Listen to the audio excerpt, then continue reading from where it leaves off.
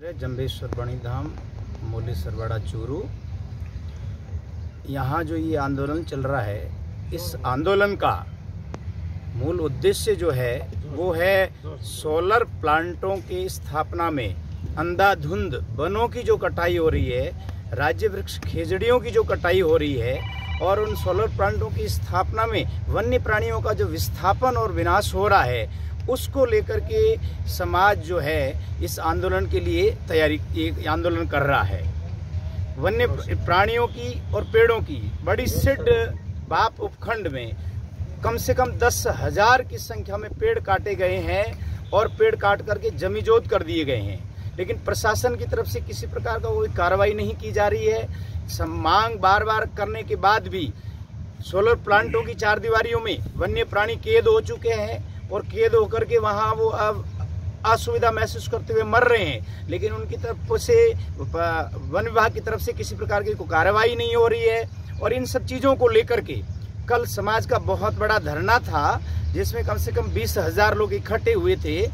उसके बावजूद प्रशासन को हमने अपनी कुछ मांगे दी है, लेकिन प्रशासन ने उन पर किसी प्रकार का गौर नहीं किया है।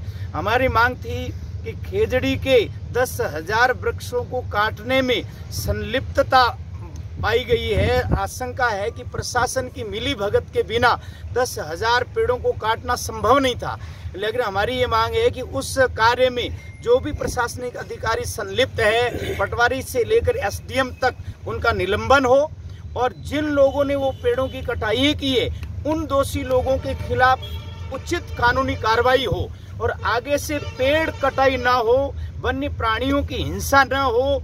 इस प्रकार की राज्य सरकार नीति तय करे कि सोलर प्लांटों की स्थापना में वन संपदा का नुकसान न हो और वन्य प्राणियों की नुकसान न हो, वो विस्थापित ना हो, वो मरे नहीं। इस प्रकार की नीति का निर्धारण राज्य सरकार के द्वारा हो, इस प्रकार की हम लोगों की मांग है।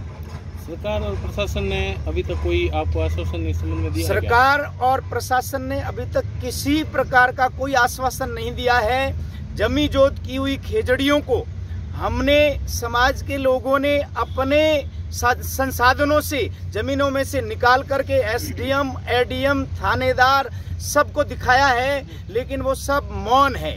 किसी प्रकार की कोई कार्रवाई करने के लिए विचार नहीं कर रहे हैं, शांत है, कुछ भी नहीं बोल रहे हैं।